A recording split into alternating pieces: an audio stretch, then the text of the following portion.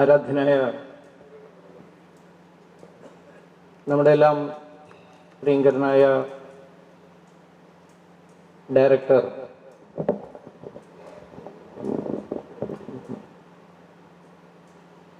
സഞ്ജയേട്ടൻ, ഭാരതീയ വിചാര കേന്ദ്രത്തിൻ്റെ അധ്യക്ഷൻ doctor Jayamani sir, ഇന്നത്തെ ഈ ഉദ്ഘാടന സഭയിൽ ആശംസാ പ്രസംഗം നടത്തിയ പ്രൊഫസർ മൗദ് സർ, ഭാരതീയ വിചാര കേന്ദ്രത്തിൻ്റെ ജനറൽ സെക്രട്ടറി ശ്രീ സുധീർ ബാബുജി, ഈ സമ്മേളനത്തിൻ്റെ നടത്തിപ്പിനായി രൂപീകരിച്ച സ്വാഗത സംഘത്തിൻ്റെ കാര്യാധ്യക്ഷനും ഭാരതീയ വിചാര കേന്ദ്രത്തിൻ്റെ വളരെ കാലമായുള്ള സംസ്ഥാനതല പ്രവർത്തകനുമായിട്ടുള്ള അഡ്വക്കേറ്റ് അരവിന്ദൻ, ഇന്ന് ഈ സംസ്ഥാന സമ്മേളനത്തിൽ പങ്കെടുക്കുന്നതിനായി മുഴുവൻ കേരളത്തിൻ്റെയും വിചാരകേന്ദ്രത്തിൻ്റെ പ്രവർത്തനം നടത്തിക്കൊണ്ടിരിക്കുന്ന ആരാധ്യരായ സഹോദരി സഹോദരന്മാരെ, എല്ലാവർക്കും എൻ്റെ വിനീതമായ നമസ്കാരം.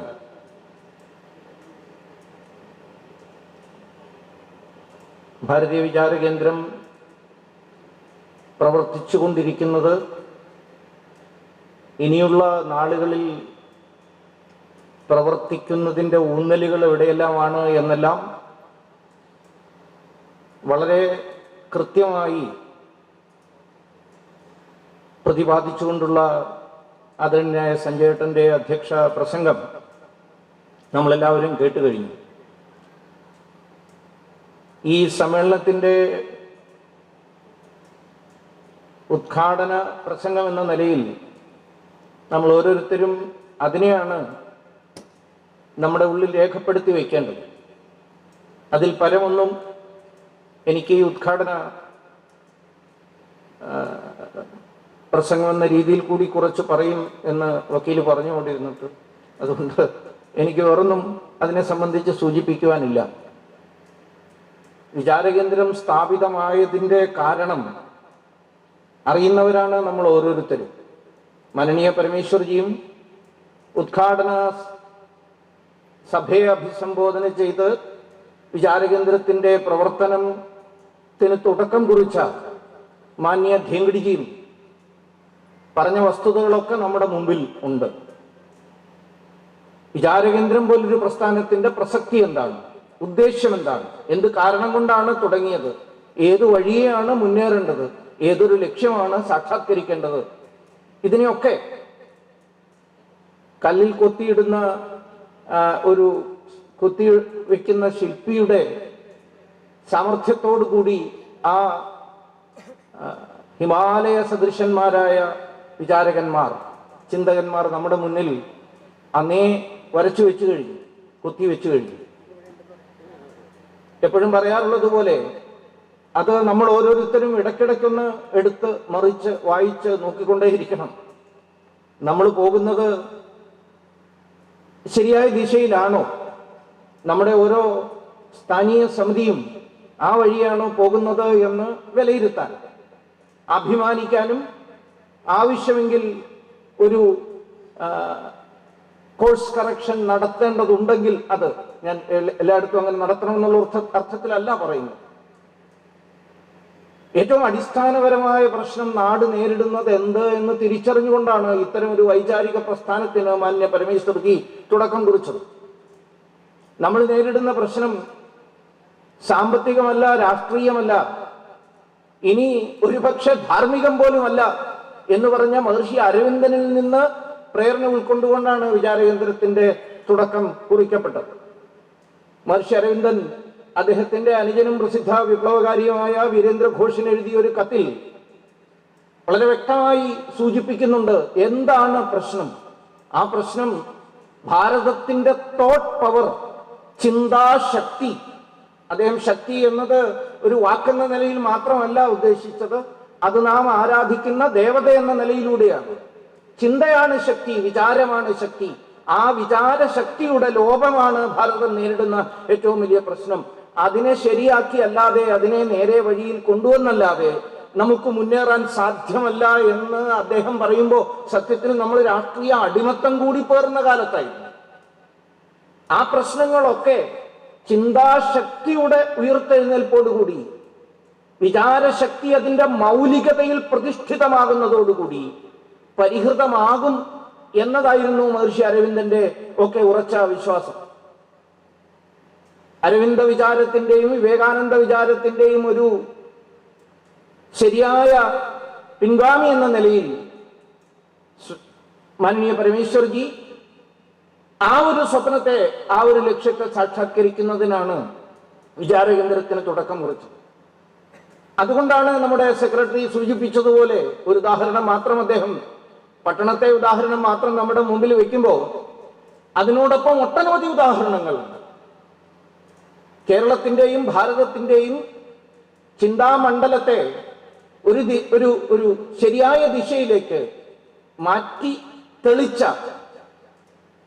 ഒരു വലിയ ആചാര്യൻ അതായിരുന്നു മാന്യ പരമേശ്വരി.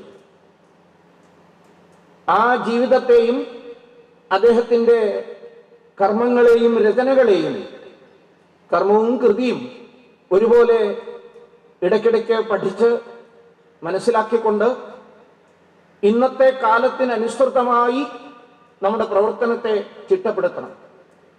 ഈ വർഷത്തിന് അനേകം പ്രാധാന്യങ്ങൾ ഉണ്ടായിരുന്നു എന്ന് സ്വാഗത പ്രസംഗത്തിൽ സൂചിപ്പിച്ചു, ഉണ്ട് എന്ന്. 2024 ഇതേപോലെ 2025 ഒട്ടേറെ പ്രാധാന്യം ഉണ്ട്. നമ്മൾ പ്രവേശിക്കാൻ പോകുന്ന സംഘടനാ വർഷം 2025-26 അത് നമ്മുടെ എല്ലാം പ്രേരണാ സ്രോതസ്സായ രാഷ്ട്രീയ സ്വയം സേവക സംഘത്തിന്റെ 100ാം വർഷമാണ്. ഭാരതത്തിന്റെ ചിന്തയെ, വിചാരത്തെ, പ്രവർത്തനത്തെ എല്ലാം ദേശീയതയുടെ നേർചാലിലേക്ക് കൊണ്ടുവന്ന ഒരു വലിയ തുടക്കം ഈ മഹാഗംഗയുടെ ഗംഗോത്രി നാഗപ്പൂരിൽ, അവിടെ നിന്ന് ഗംഗാ നദി ഉറന്നൊഴുകുന്ന ആ ഒഴുകി തുടങ്ങിയ ആ നിമിഷം, അതിന് 100 വർഷം തികയുക. നമ്മൾ എങ്ങനെയാണ് ആ വലിയൊരു മാറ്റത്തെ നോക്കിക്കാണേണ്ടത്? അടുത്ത വർഷത്തെ പ്രവർത്തനങ്ങളെ കുറിച്ച് ചിന്തിക്കാൻ കൂടിയിരിക്കുന്ന ഈ സമ്മേളനത്തിൽ അതും നമ്മൾ ചർച്ച ചെയ്യുന്നുണ്ടാകും. അതിലൂന്നിക്കൊണ്ടാണ് 2047 കുറിച്ചുള്ള ദർശനം നമ്മൾ രൂപപ്പെടുത്താൻ പോകുന്നത്. ഭാരതം എവിടെ എത്തണമെന്ന് ചിന്തിക്കുമ്പോൾ അതിന്റെ ഒരു ചിന്തയുടെ പ്രാരംഭ ബിന്ദു തീർച്ചയായിട്ടും സംഘസ്ഥാപനം കൂടിയാവും. ഇതിനോടൊപ്പം തന്നെ ഉത്തരവാദിത്തപ്പെട്ട പൗരന്മാരെന്ന നിലയിൽ അടുത്ത സെഷനിൽ നമ്മളത് ചർച്ച ചെയ്യാൻ പോവുകയാണ്. നമ്മുടെ ഭരണഘടന, ആ ഭരണഘടന നിലവിൽ വന്നിട്ട് 75 വർഷമാവുകയാണ്. സംഘത്തിന്റെ 100ാം വർഷവും ഭരണഘടന നിലവിൽ വന്നതിന്റെ 75ാം വർഷവും ഒരേ ലഗ്നത്തിൽ വരികയാണ്. അത് തീർച്ചയായിട്ടും നമ്മളെ സംബന്ധിച്ചിടത്തോളം മറ്റൊരു കർത്തവ്യത്തെ കുറിച്ച് കൂടി ഓർമ്മിപ്പിക്കുന്ന ഒന്നാണ്. ഭരണഘടനയെ കുറിച്ച് ചർച്ച ചെയ്യുമ്പോഴൊക്കെയും നമ്മുടെ കൂട്ടത്തിൽ തന്നെ ഉള്ള ആളുകൾ അവരുടെ രാഷ്ട്രത്തോടുള്ള പ്രേമം, സംസ്കാരത്തോടുള്ള പ്രേമം കൊണ്ട് തന്നെയാണ്, തികഞ്ഞ ആത്മാർത്ഥത കൊണ്ട് തന്നെയാണ് 2 അഭിപ്രായങ്ങൾ പറയാറുണ്ട്. 2 അഭിപ്രായങ്ങൾ സാധാരണയായി.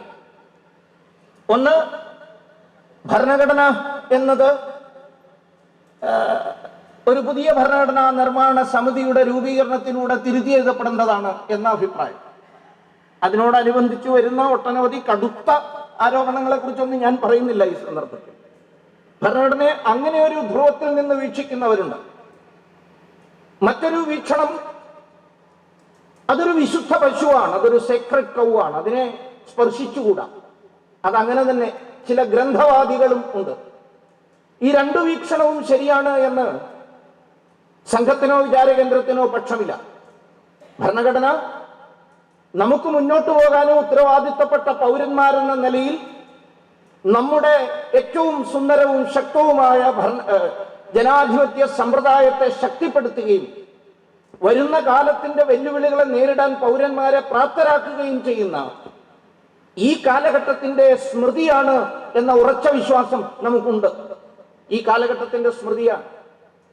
ഇക്കാലത്തിന്റെയും വരുംകാലത്തിന്റെയും വെല്ലുവിളികളെ, ജനാധിപത്യ രാഷ്ട്രീയ സാമൂഹ്യ സാമ്പത്തിക വെല്ലുവിളികളെ നേരിടാൻ നമ്മളെ പ്രാപ്തരാക്കുന്ന ഒന്നാണ്.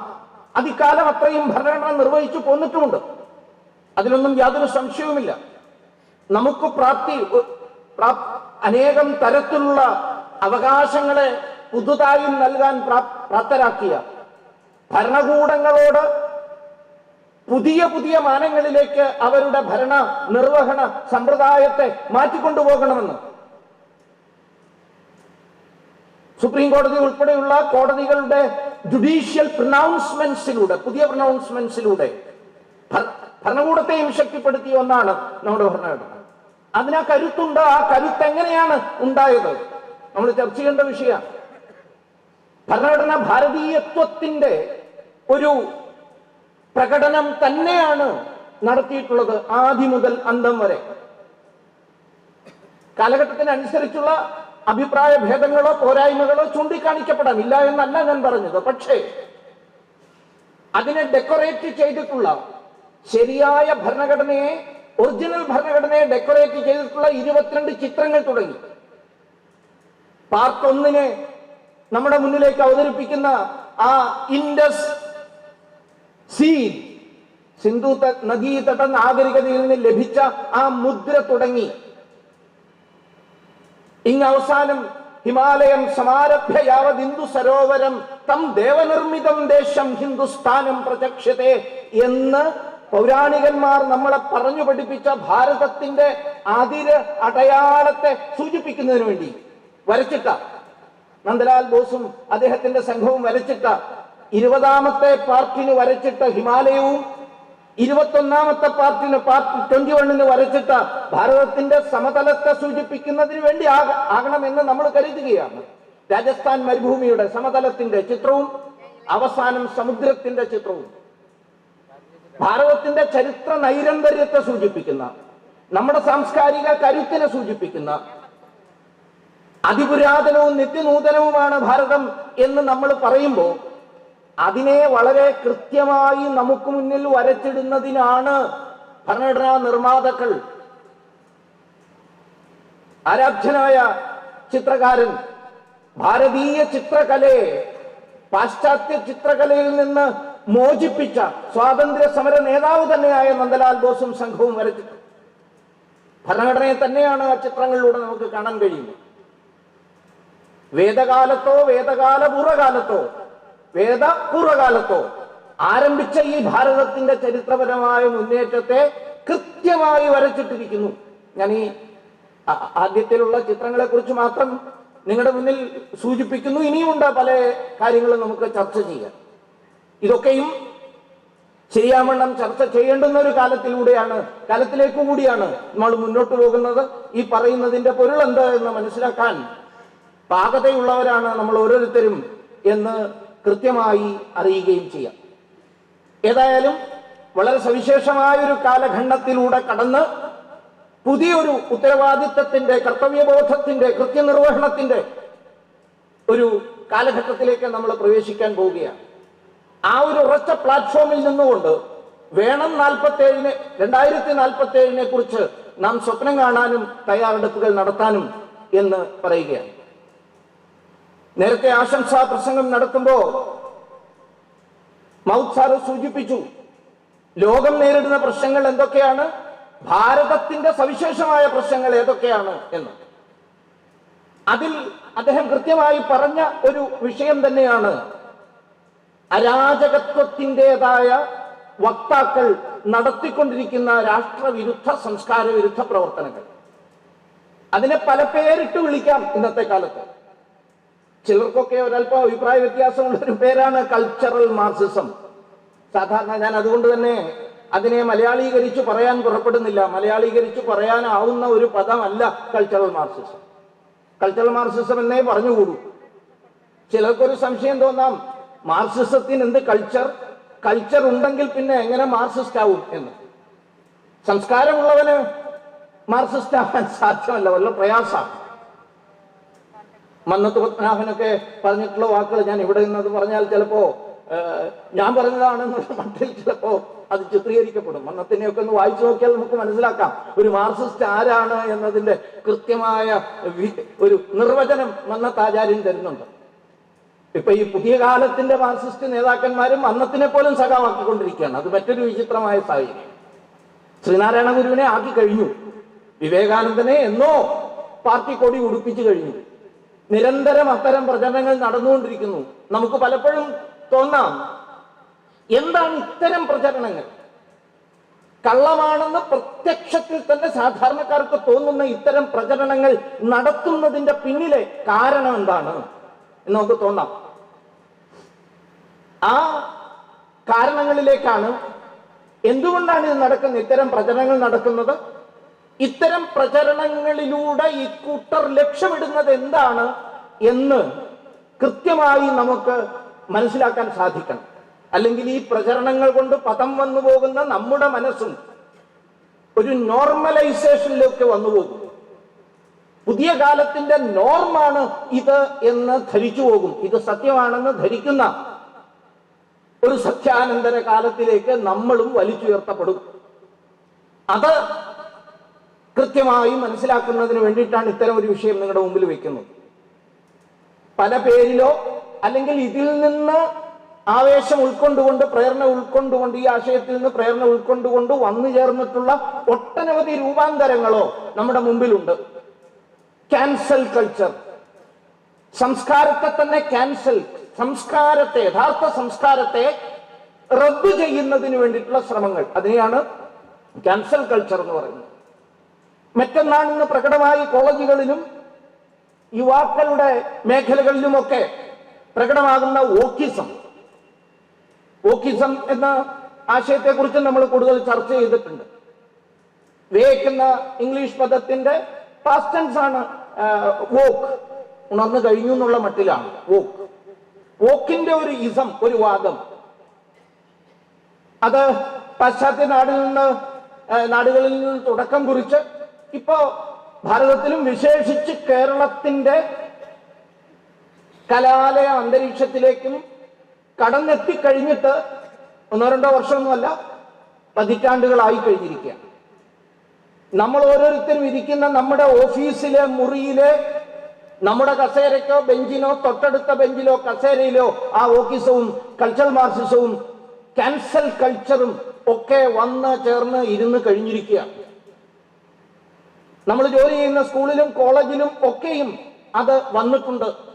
നമുക്കത് തിരിച്ചറിയാൻ കഴിയുകയും പ്രതിരോധിക്കാൻ കഴിയുകയും അതിൻ്റെ സ്ഥാനത്ത് ഭാരതത്തിന്റെ യഥാർത്ഥ വോക്കിസത്തെ, ഭാരതത്തിന്റെ സംസ്കൃതിയെ, ഭാരതമാണ് ലോകത്തിന്റെ മുമ്പാകെ ഉണർവിന്റെ ജാഗ്രതയുടെ സന്ദേശം, തസ്മാ ജാഗ്രത ജാഗ്രത എന്ന സന്ദേശം നൽകിയത് ഭാരതത്തിന്റെ വേദമാണ്, ഭാരതത്തിന്റെ ഉപനിഷത്താണ്. ഉത്തിഷ്ഠത ജാഗ്രത, ഉണർവോടുകൂടി ഇരിക്കുക, ഉണർന്നേയിരിക്കുക, ലക്ഷ്യത്തിലെത്തും വരെ മുന്നോട്ട് തന്നെ പോയിക്കൊണ്ടിരിക്കുക എന്ന സന്ദേശമൊക്കെ നമ്മളാണ് നൽകിയിട്ടുള്ളത്. എപ്പോഴും മുന്നോട്ട് തന്നെ പോകാൻ സംഗച്ഛധ്വം സംവദധ്വം ഈ സന്ദേശവും നൽകിയത് നമ്മളാണ്. നമ്മളിത് നൽകാൻ പാകത്തിന് പഠനം നടത്തുകയും ഈ വൈതരണികൾ ഏതൊക്കെയാണ് ചുറ്റുപാടും ചൂഴ്ന്ന് വന്നുകൊണ്ടിരിക്കുന്ന ഇരുട്ട്, ആ ഇരുട്ടിന്റെ ശക്തി ഏതെന്ന് നമുക്ക് മനസ്സിലാക്കാനും കഴിയാൻ വേണ്ടിയിട്ടുള്ള ഒരു പ്രവേശനം എന്ന് മാത്രമേ ഈ പ്രസന്റേഷനെ കാണേണ്ടൂ. 18-ാം നൂറ്റാണ്ട് ഒട്ടനവധി വിപ്ലവങ്ങൾ എന്ന് പറയപ്പെടുന്ന ഇൻഡസ്ട്രിയൽ റവല്യൂഷൻ്റെതായാലും ഫ്രഞ്ച് റവല്യൂഷൻ്റെതായാലും ഒക്കെ ഉള്ള കാലഘട്ടമായിരുന്നു. അതിനെ തുടർന്ന് കമ്മ്യൂണിസത്തിന്റെയും എൻലൈറ്റൻമെന്റ്, പ്രബുദ്ധ പ്രസ്ഥാനത്തിന്റെയും ഒക്കെ വരവായി. കാർൽ മാർക്സിന്റെ ഈ ചരിത്രമൊക്കെ നിങ്ങൾക്ക് അറിയാൻ, ഞാൻ അതുകൊണ്ട് അതിനെക്കുറിച്ച് കൂടുതൽ വിശദീകരിക്കുന്നില്ല.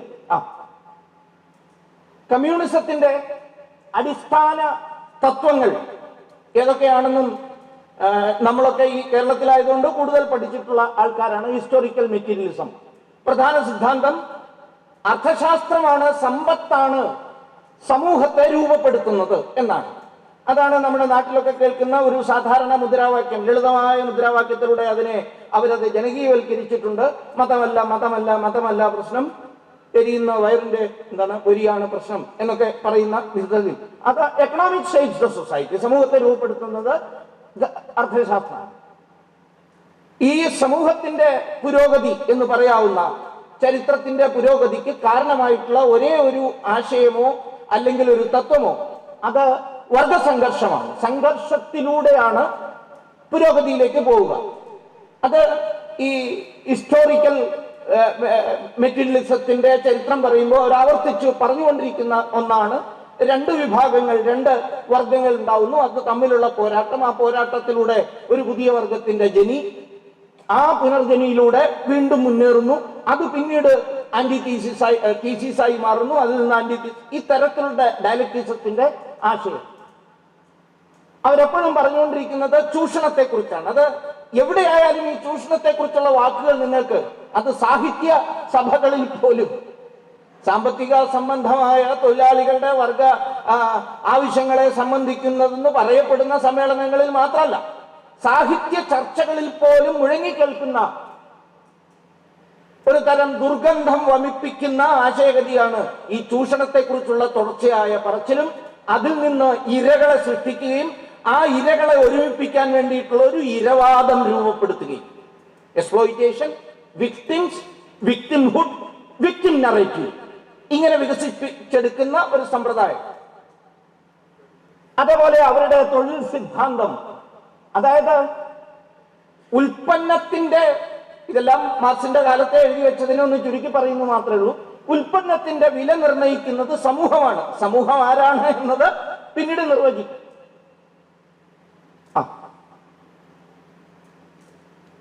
കമ്മ്യൂണിസത്തിന്റെ ഏറ്റവും ആത്യന്തികമായ ഗോൾ ആയി വെച്ചിട്ടുള്ളത് ലോകത്തിന്റെ മുഴുവൻ ആധിപത്യം, അവർക്ക് എല്ലാ തരത്തിലുമുള്ള ആധിപത്യം അവരുടെ കൈകളിലേക്ക് വരണം. ഭരണപരമായ സാമ്പത്തിക നിയന്ത്രണത്തിന്റെ, തൊഴിൽ മേഖലയുടെ, ഉൽപാദനത്തിന്റെ, വിതരണത്തിന്റെ, എല്ലാത്തിന്റെയും നിയന്ത്രണം അവരുടെ കൈകളിലേക്ക് വരികയും നിലവിലുള്ള സാമ്രാജ്യത്വങ്ങളെ, അധീശാധികാരങ്ങളെ, സോവർണിറ്റിയെ ഇല്ലാതെയാക്കുകയും സ്വകാര്യ സ്വത്തവകാശം ഇല്ലാതാക്കുകയും അതുവഴി വ്യക്തി സ്വാതന്ത്ര്യം തന്നെ ഇല്ലാതാവുകയും ചെയ്യുക. വ്യക്തി സ്വാതന്ത്ര്യം എങ്ങനെയാണ്, ഈ സ്വകാര്യ സ്വത്ത് ഇല്ലാതാവുമ്പോൾ എങ്ങനെയാണ് വ്യക്തി സ്വാതന്ത്ര്യം ഇല്ലാതാവുക എന്ന് നിങ്ങളോടാരും പറയേണ്ട കാര്യമില്ല. മാർക്സ് തന്നെ അതിശക്തമായി ഉന്നയിച്ച ഒരു പ്രധാനപ്പെട്ട പ്രശ്നം കുടുംബമാണ്. സ്വകാര്യ സ്വത്തവകാശമാണ് ലോകത്തുള്ളതിൽ വെച്ച് ഏറ്റവും വലിയ പാപം എന്ന് പറഞ്ഞ് ആരംഭിക്കുന്ന മാർക്സിന്റെ തിയറിയിൽ സ്വകാര്യ സ്വത്തിന്റെ ഏറ്റവും നികൃഷ്ടമായ ഉദാഹരണമാണ് കുടുംബം. കാരണം കുടുംബം എന്ന് പറയുമ്പോൾ എന്റെ ഭാര്യ, എന്റെ ഭർത്താവ്, എന്റെ മക്കൾ, മക്കളുടെ മക്കൾ, എന്റെ വീട്, എന്റെ പറമ്പ്, എന്റെ വാഴ, എന്റെ അരി, ഈ എന്റെ എന്ന് വരുന്നു. അത് സ്വകാര്യ അവകാശമാണ്. ഇതെല്ലാം ഉറവയെടുക്കുന്നത്, പിറക്കുന്നത് കുടുംബത്തിൽ നിന്നാണ്. So abolishing the family system, കുടുംബ വ്യവസ്ഥയെ തന്നെ ഇല്ലാതാക്കണം എന്ന് ആഗ്രഹിച്ചിരുന്നു എന്നത് കമ്മ്യൂണിസത്തിന്റെ ചരിത്രം പഠിക്കുന്ന ആർക്കും അറിവുള്ളതാണ്. ഞാനത് പ്രത്യേകം പറയേണ്ട ആവശ്യമില്ല. ഇതെങ്ങനെ സാധിക്കാം? സോഷ്യലിസത്തിലൂടെ. സോഷ്യലിസത്തിലൂടെ എന്ന് പറയുമ്പോൾ അവിടെ സംഭവിച്ച ഒരു കാര്യം, ലോക ചരിത്രത്തിൽ എവിടെയെല്ലാമാണോ കമ്മ്യൂണിസ്റ്റ് വിപ്ലവം നടന്നിട്ടുള്ളത് അവിടത്തെ ഒക്കെ ഒരു ചരിത്രപരമായ പഠനം നടത്തിക്കഴിഞ്ഞാൽ നമുക്ക് മനസ്സിലാക്കാൻ കഴിയും, ജനങ്ങളെ അമിതമല്ല പൂർണ്ണമായും ഭരണകൂടത്തെ ആശ്രയിക്കുന്നവരാക്കി മാറ്റിക്കൊണ്ട് സോഷ്യലിസത്തിന്റെ മറ്റൊരു പേര് അതാണ്. മാർക്സിയൻ സോഷ്യലിസ്റ്റ് തിയറി അതാണ്. ഇതെല്ലാം മനസ്സിൽ വെച്ചുകൊണ്ടാവണം ഈ അടുത്ത ദിവസം സുപ്രീം കോടതി ഒരു വളരെ ചരിത്രപരമായ ഒരു വിധി പ്രഖ്യാപിച്ചു. അത് സോഷ്യലിസവുമായി ബന്ധപ്പെട്ട വിധി പ്രഖ്യാപനമായിരുന്നു. സോഷ്യലിസം എന്ന് ഉദ്ദേശിക്കുന്നത് ഒരു പ്രത്യയശാസ്ത്രമാണ്. അതുകൊണ്ട് അതിനെ സംബന്ധിച്ചൊരു ചോദ്യം ഉന്നയിക്കപ്പെട്ടതിന്റെ ഉത്തരമായി അസന്നിഗ്ധമായി കോടതി പ്രഖ്യാപിച്ചു, സോഷ്യലിസത്തിന് കണ്ടംപററി മാർക്സിയൻ ഫിലോസഫിയുമായി ഒരു ബന്ധവുമില്ല എന്ന്. നമ്മൾ പറയുന്ന സോഷ്യലിസത്തിന്, നമ്മൾ പറയുന്നത് എന്താണെന്ന് വിശദീകരിച്ചില്ലെങ്കിലും അത് മാർക്സിസം അല്ല, മാർക്സിസ്റ്റുമായിട്ട് ബന്ധപ്പെട്ടതല്ല എന്ന് സുപ്രീം കോടതിയുടെ ജഡ്ജിക്ക് പറയേണ്ടി വന്നു.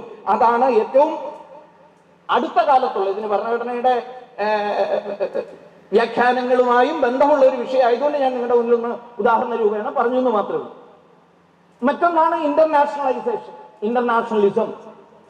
ലോകം മുഴുവൻ ഒരു രാജ്യമായി തീരും. ഇതൊക്കെ നല്ല, നമ്മൾ സിനിമയിലൊക്കെ കേൾക്കുന്നതിൽ എത്ര സുന്ദരമായ നടക്കാത്ത സ്വപ്നം എന്നത് നമുക്ക് കാണാം. ഇപ്പൊ ഇന്റർനാഷണലിസം എന്ന് പറഞ്ഞാൽ ഒരു ഘട്ടം മുഴുവൻ അത് റഷ്യനിസമായിരുന്നു. USSRism പോലുമല്ല, റഷ്യനിസം മാത്രമായിരുന്നു. അതിനോടുള്ള ചെറുത്തുനിൽപ്പാണ് നമ്മൾ ലോകത്തുള്ള മറ്റു പല തൊഴിലാളി വർഗ സർവാധിപത്യത്തിന്റെ സർക്കാരുകളുടെ ചെറുത്തുനിൽപ്പുകളിലും കണ്ടത്. അതിനുള്ള ചെറുത്തുനിൽപ്പാണ്. അത് ഹംഗറിയിലും അത് യുഗോസ്ലാവിയയിലും ഒക്കെ നമ്മൾ കണ്ടു. ഇന്റർനാഷണലൈസേഷൻ. പിന്നെ ഇതിനു വേണ്ടി ആംഡ് റെവല്യൂഷൻസ് നടത്താം, ആയുധം എടുത്തുള്ള പോരാട്ടം. അത് ശരിയായ വണ്ണം മുന്നോട്ട് പോകാൻ വേണ്ടി ഒരു ഏകാധിപത്യവും ആവശ്യമാണ്. അപ്പൊ ഏകാധിപത്യം ഒന്നും അത്ര വലിയ പ്രശ്നമുള്ള ഒരു കാര്യമല്ല. നമ്മുടെ ഈ കേരളത്തിലുമൊക്കെ ഇപ്പം നടന്നുകൊണ്ടിരിക്കുന്നതിന് ഒരു വലിയ പ്രശ്നം ഇല്ലാതിരിക്കുന്നതിന്റെ കാരണം അതാണ്. അവർ ആദ്യം തന്നെ പറഞ്ഞു കഴിഞ്ഞിരിക്കുന്നു, ഡിക്റ്റേറ്റർഷിപ്പ് ഈസ് എ നെസസിറ്റി. അതിനുവേണ്ടി ഒരു ആവശ്യമാണ്. ആ ഡിക്റ്റേറ്റർഷിപ്പിന്റെ ഉത്തമ ഉദാഹരണങ്ങളെയാണ് ഈ കാണിച്ചിരിക്കുന്നത്. നെക്സ്റ്റ്, പൂജനീയ ഗുരുജി സംഘത്തിന്റെ രണ്ടാം സർസംഘചാലക ഒരിക്കൽ, അത് 40കളുടെ ആദ്യ പാദങ്ങളിലാണ് എന്ന് ഓർക്കണം. 40കളുടെ, അതായത് കമ്മ്യൂണിസം ലോകത്ത് റഷ്യൻ വിപ്ലവം നടത്തി രണ്ടാം ലോക മഹായുദ്ധത്തിലൊക്കെ നിർണായകമായ ശക്തിയായി മാറുകയും ഇതിനു മുമ്പുള്ളത് ഒരു ശക്തിയൊക്കെ ആയി മാറിയിരിക്കുന്ന കാലത്താണെന്ന് ഓർക്കണം. ഒരാളും കമ്മ്യൂണിസം, വിചാരശക്തിയുള്ള ഒരാളും കമ്മ്യൂണിസത്തിനെതിരായി പറയാത്ത കാലത്താണ്. ഗുരുജിയോട് ഒരിക്കൽ ചോദിച്ചു, what is communism according to you? താങ്കളെ സംബന്ധിച്ചിടത്തോളം കമ്മ്യൂണിസത്തിന്റെ നിർവചനം എന്താണ്? അദ്ദേഹം ഒരു ചെറുപുഞ്ചിരിയോടെ പറഞ്ഞത്, communism is defective in theory, destructive in practice. ഇതാണ് ഡിഫക്റ്റീവ് ഇൻ തിയറി. അദ്ദേഹം ഒരിക്കലും പറഞ്ഞില്ല. നമ്മുടെ നാട്ടിൽ തന്നെ ചില ചിന്തകന്മാരുണ്ട്, കമ്മ്യൂണിസത്തിന്റെ ഇന്നത്തെ മാർക്സിസത്തിന്റെ പ്രശ്നമല്ല, കമ്മ്യൂണിസം ശരിക്കും പ്രായോഗികമാക്കാത്തതിന്റെ പ്രശ്നമാണ്. ഇതുപോലെ തന്നെയാണല്ലോ ഇസ്ലാം ശരിക്കും പഠിക്കാത്തതിന്റെ പ്രശ്നമാണ് ഇപ്പൊ ഈ ഭീകരവാദമൊക്കെ. ബാബു യോസഫ് സാറ് ഒരിക്കൽ ബാബു പോൾ സാറ് ഒരിക്കൽ പറഞ്ഞതുപോലെ, ഇവരൊക്കെ ഇത് ശരിക്കും പഠിച്ചിരുന്നെങ്കിൽ ലോകത്തിന്റെ സ്ഥിതി ഇതിനേക്കാൾ എത്രയോ കഷ്ടതരമാകുമായിരുന്നു എന്നാ പറഞ്ഞത്. ഇതിന്റെ എല്ലാം ഫണ്ടമെന്റൽ തിയറിയിൽ തന്നെ ഡിഫക്റ്റീവ്നെസ് ആണുള്ളത്, അപകടമാണുള്ളത്. അതിന്റെ പ്രായോഗികത അത്യന്തം അപായകരമാണ്. അതുകൊണ്ട് അദ്ദേഹം പറഞ്ഞ ഡിഫക്റ്റീവ് ഇൻ തിയറി, സിദ്ധാന്തത്തിൽ അപൂർണമാണ്, പ്രയോഗത്തിൽ അപകടകരവുമാണ്. അതിന്റെ ഉദാഹരണമാണ് വേൾഡ് വാർ, ഒന്നാമത്തെ വേൾഡ് വാർ. ലോകമഹായുദ്ധത്തിൽ മരിച്ചത് 15 മുതൽ 18 വരെ ദശലക്ഷം ആളുകളാണ് ഏകദേശ കണക്ക്. രണ്ടാം ലോക മഹായുദ്ധത്തിൽ കൊല്ലപ്പെട്ടത് 40 മുതൽ, ഏകദേശ കണക്കാണ്, 40 മുതൽ 85 ദശലക്ഷം ആളുകളാണ്. പക്ഷെ കമ്മ്യൂണിസം കാരണം മരണപ്പെട്ടത് എത്ര പേരാണെന്ന് ഇവിടെയാണ് ഡിസ്ട്രക്റ്റീവ് ഇൻ പ്രാക്ടീസ് എന്ന് പറയുന്നത്. ഈ രണ്ടാം ലോക മഹായുദ്ധം എന്ന് നമ്മൾ കണക്കാക്കുമ്പോൾ അതിൽ ഹിറ്റ്ലറുടെ കൊല കൂടി ഉൾപ്പെടുത്തിയിട്ടാണ്. ഹിറ്റ്ലറാണല്ലോ ലോകത്തെ ഏറ്റവും വലിയ രാക്ഷസനായി ചിത്രീകരിക്കപ്പെടുന്നത്. അതെല്ലാം ചേർന്ന് ഇത്രമാത്രം കൊല്ലപ്പെട്ടപ്പോൾ കമ്മ്യൂണിസം കാരണം കൊല്ലപ്പെട്ടത് 80 മുതൽ, ഇതും ഔദ്യോഗിക കണക്കാണ്, ബ്ലാക്ക് ബുക്ക് ഓഫ് കമ്മ്യൂണിസത്തിൽ നിന്ന് എടുത്തിട്ടുള്ള കണക്കിന്റെ അനുസരിച്ചിട്ടാണ്, 80 മുതൽ 100 ദശലക്ഷം വരെ എന്ന് പറഞ്ഞാൽ 10 കോടിയാണ് ഔദ്യോഗികമായ കണക്ക് കൊല്ലപ്പെട്ടത്. അപ്പൊ ഇങ്ങനെയെല്ലാം കമ്മ്യൂണിസത്തിന്റെ ആദ്യഘട്ടത്തിൽ തന്നെ ഈ വസ്തുതകൾ, വിചാരിച്ചതുപോലെ ഇത് മുന്നോട്ട് പോകുന്നില്ല എന്ന വസ്തുത കമ്മ്യൂണിസ്റ്റ് ആചാര്യന്മാർക്ക് തന്നെ തോന്നി. അതുകൊണ്ടാണ് 922, അതായത് വിപ്ലവം വന്ന് അധികം ഒന്നും കഴിയുന്നതിന് മുമ്പ് 922 ലെനിന്റെ തന്നെ ഒരു പ്രേരണയിൽ ഒരു സമ്മേളനം വിളിച്ചുകൊണ്ടുണ്ടായി. ആ സമ്മേളന ഇൻസ്റ്റിറ്റ്യൂട്ടിന്റെ പേര് മാർസ് എംഗൽസ് ഇൻസ്റ്റിറ്റ്യൂട്ട് എന്നാണ്. വിപ്ലവം വന്നു കഴിഞ്ഞപ്പോൾ തന്നെ പേരിടാൻ തുടങ്ങിക്കഴിഞ്ഞു. നമ്മുടെ നാട്ടിൽ ഒരു കുടുംബത്തിൽപ്പെട്ട ആളുകളുടെ മാത്രം പേരുകൾ ഇൻസ്റ്റിറ്റ്യൂട്ടുകൾക്കും യൂണിവേഴ്സിറ്റികൾക്കും എയർപോർട്ടുകൾക്കും ഒക്കെ വന്നതൊക്കെ ഇതിൽ നിന്ന് പ്രേരണ ഉൾക്കൊണ്ടാണെന്ന് എനിക്ക് തോന്നുന്നു. കാരണം 22 തന്നെ മാർസ് എംഗൽസ് ഇൻസ്റ്റിറ്റ്യൂട്ട് അവിടെ നിലവിൽ വരികയും അവിടെ സമ്മേളനം വിളിച്ചു കൂട്ടുകയും ആ സമ്മേളനത്തിൽ അനേകം ചിന്തകന്മാര്, കമ്മ്യൂണിസ്റ്റ് ചിന്തകന്മാര് കൂടി ചിന്തിക്കാനുള്ള വിഷയം എന്തായിരുന്നു? എന്താണ് നമ്മൾ വിചാരിച്ചതുപോലെ ഒരു ആഗോള വിപ്ലവം സംഭവിക്കാത്തതെന്നാണ്. സത്യം പറഞ്ഞ ചിന്ത അതാണ്. എന്തേ ഉടനെ സംഭവിക്കും എന്ന് വിചാരിച്ചതാണ്. റഷ്യൻ വിപ്ലവം നടന്ന ഉടനെ തന്നെ ഇത് നടക്കേണ്ടതാണല്ലോ എന്നായിരുന്നു ചർച്ച. ആ ചർച്ചാ സമ്മേളനത്തിൽ പങ്കെടുത്ത ഒരു പ്രമുഖ വ്യക്തി ജോർജ് ലൂക്കാക്സ് എന്നും എഴുതുമ്പോൾ ലൂക്കാക്സ് എന്നാണ്, ഹംഗേറിയൻ കമ്മ്യൂണിസ്റ്റ് പാർട്ടിയുടെ സാവകാംഗങ്ങളിൽ ഒരാളാണ്. ഹംഗറിയിൽ വിപ്ലവം വന്നതിന് ശേഷമുള്ള ഒരു ചെറിയ കാലഘട്ടത്തിലേക്ക് അവിടുത്തെ സാംസ്കാരിക വിദ്യാഭ്യാസ വകുപ്പിന്റെ കമ്മീസാർ മന്ത്രിയും ആയിരുന്ന വ്യക്തിയാണ് ജോർജ് ലൂക്കാസ്.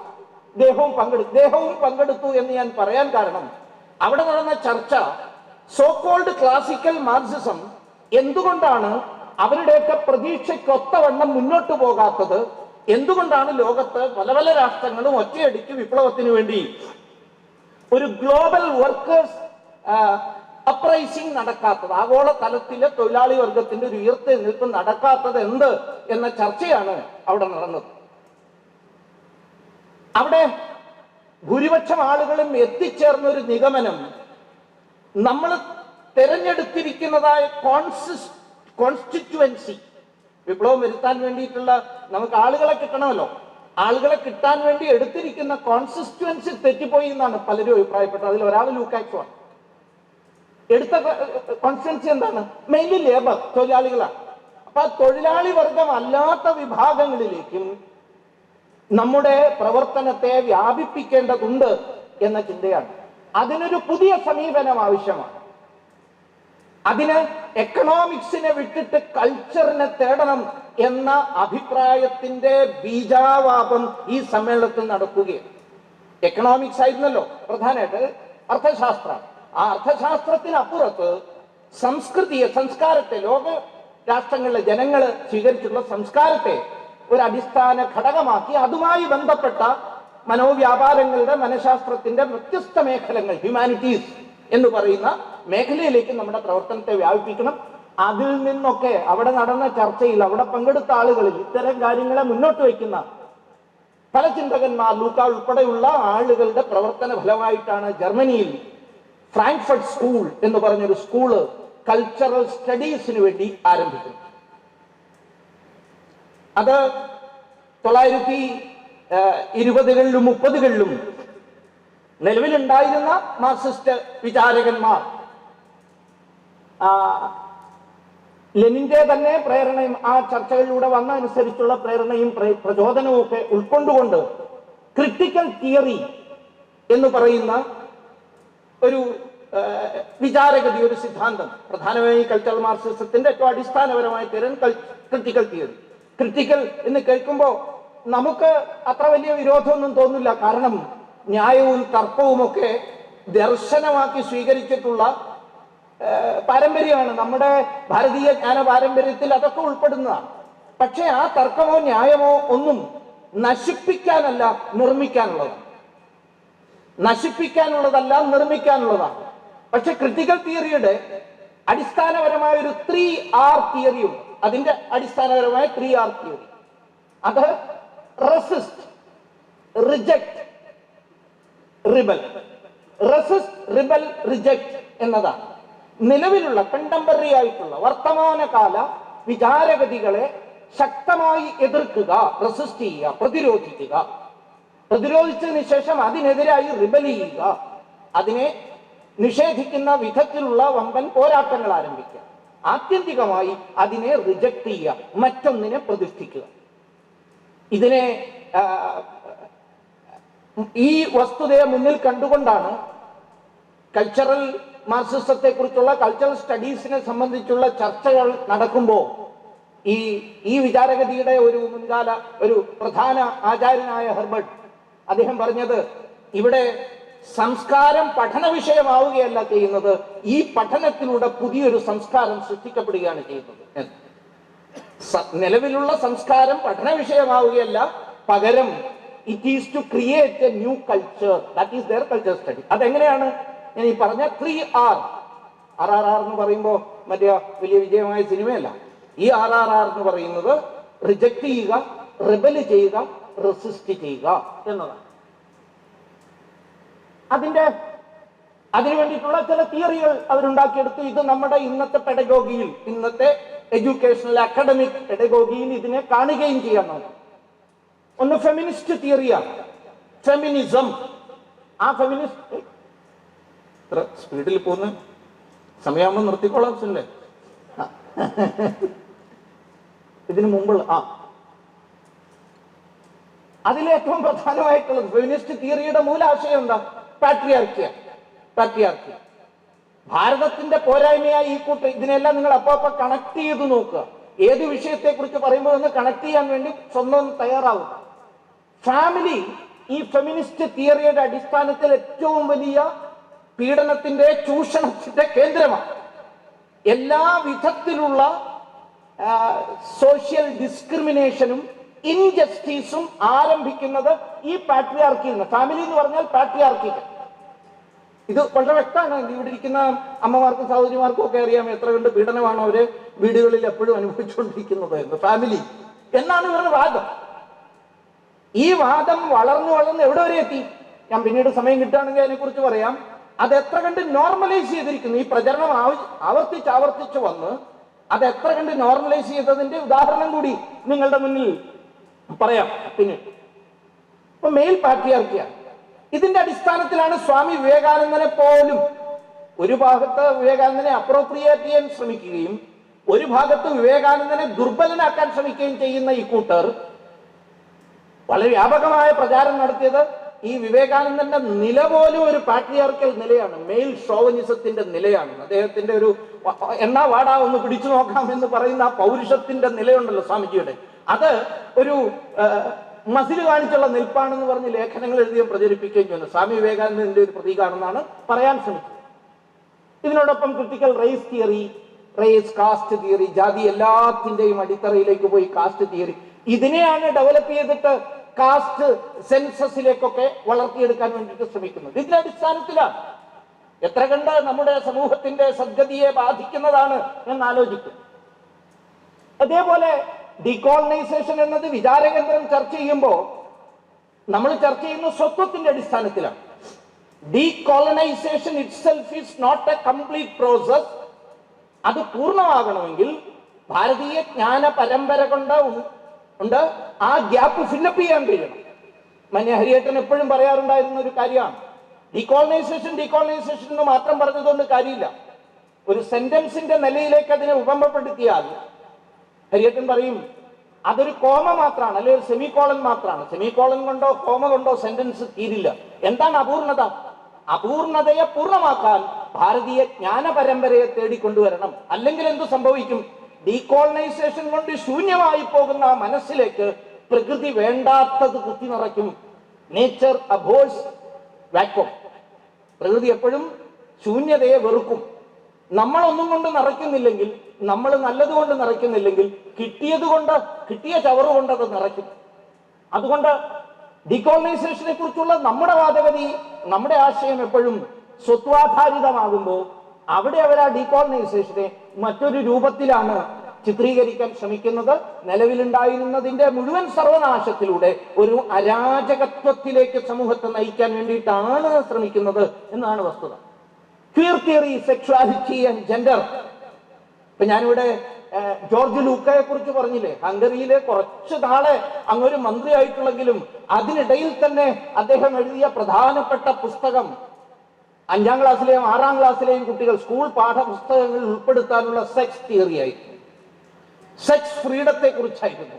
ആ ഫ്രീഡത്തെ കുറിച്ച് കുഞ്ഞു മനസ്സിലേക്ക് കുത്തിത്തിരികിയ ആ സദാചാരരഹിതമായ വിചാരഗതികൾ. സെക്സ് എഡ്യൂക്കേഷനെ എതിർക്കുകയല്ല, പക്ഷെ അത് എപ്പോഴാണ് വേണ്ടതെന്നുള്ളത് ഒരു വലിയ പ്രശ്നമാണ്. അതിനെക്കുറിച്ചുള്ള ഒരു വലിയൊരു ആരോപണം, ഞാനത് മുഴുവൻ റിസർച്ച് ചെയ്യുമ്പോൾ ആ ആരോപണത്തിൽ കുറച്ചൊക്കെ കഴമ്പുണ്ട് എന്നത് വസ്തുതയാണ്. പോർണോഗ്രാഫിയോളം എത്തുന്നതായ ചിത്രങ്ങൾ കുട്ടികളുടെ മുന്നിൽ പ്രസിദ്ധം ചെയ്യാൻ അദ്ദേഹത്തിന്റെ കാലഘട്ടത്തിൽ കഴിയുകയും പിന്നീട് സ്ഥാനമൊഴിയുന്ന കാലമാകുമ്പോഴേക്കും ഹംഗറിയുടെ ഒരു തലമുറ മുഴുവൻ തന്നെ ദുഷിച്ചു പോവുകയും ചെയ്തു കഴിഞ്ഞു. അതാണ് സ്ഥാപകാംഗത്തിന്റെ തന്നെ പ്രത്യേകത.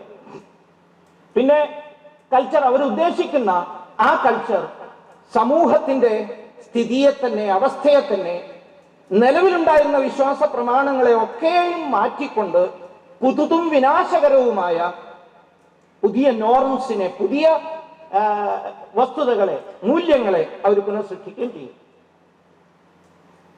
നേരത്തെ ഞാൻ പറഞ്ഞു കഴിഞ്ഞു, ഇതിന്റെ അടിസ്ഥാനത്തിലുള്ള ഒരു തിങ്കിങ്, ഒരു ചിന്താ പദ്ധതിയെ തന്നെ രൂപപ്പെടുത്താനുള്ള പാഠ്യപദ്ധതികൾ, പാഠ്യ അംശങ്ങൾ സൃഷ്ടിച്ചെടുക്കുന്നു.